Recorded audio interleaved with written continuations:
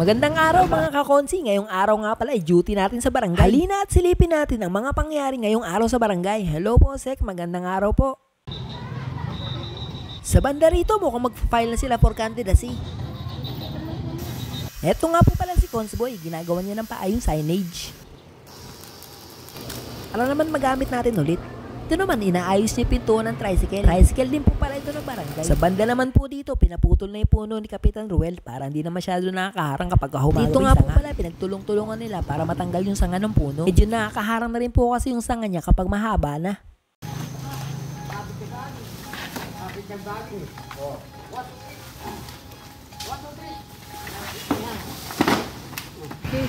Parking. Akala ko parking.